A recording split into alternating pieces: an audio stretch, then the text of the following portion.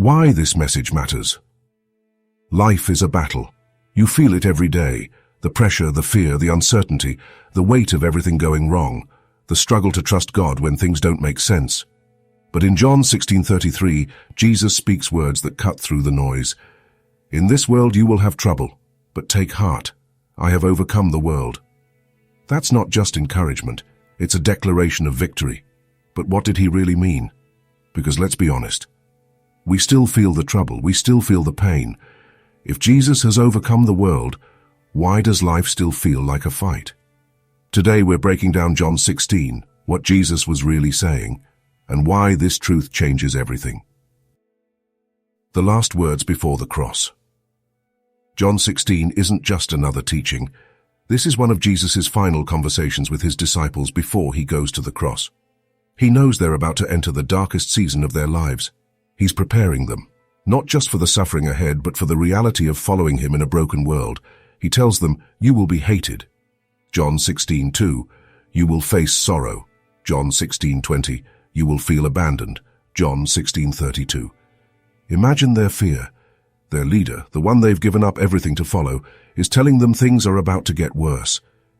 And then right at the end, he gives them this promise, take heart, I have overcome the world. This isn't a call to escape suffering, it's a call to courage through it. What does it mean that Jesus overcame?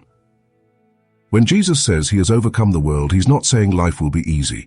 He's not promising an escape from trouble. He's telling us that the world's power over you is broken. Sin, fear, and death no longer have the final say. Your suffering is not wasted. Just as the cross led to resurrection, your trials are shaping you for something greater. Victory isn't about avoiding the fight, it's about knowing the war is already won.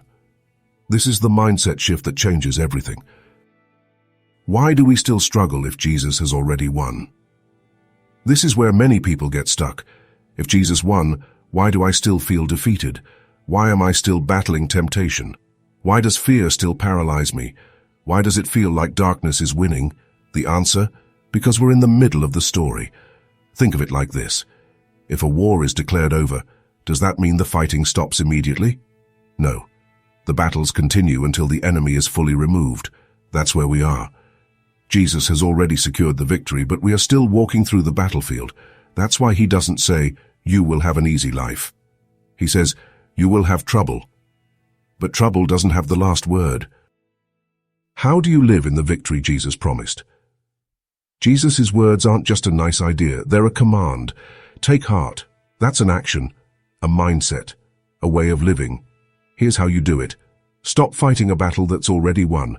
You're not meant to live in fear, anxiety, or guilt. Jesus broke those chains. Walk in the freedom he already gave you. Change what you focus on. Jesus didn't ignore suffering. He faced it head on, but he also kept his eyes on what was beyond it. What you magnify will shape your reality. Stay connected to the source of your strength. Right before this, in John 15, Jesus said, abide in me. You can't fight spiritual battles with your own strength. You need to stay rooted in him. When you live this way, the troubles of this world don't define you anymore. You'll still have problems. You'll still have battles. But you'll fight differently, knowing that victory is already yours. Your call to action. Jesus didn't just overcome the world for himself. He overcame it for you. So the question isn't, will I struggle? The question is, will I take heart? Are you living in fear, anxiety, defeat, or are you walking in the victory Jesus already won? Drop a comment below. I choose victory. Declare it. Step into it. Walk in it. And if this message spoke to you, share it. Because someone else needs to hear this today. Subscribe now, because we're diving deeper into the truth that will set you free. Jesus has overcome. It's time to live like it.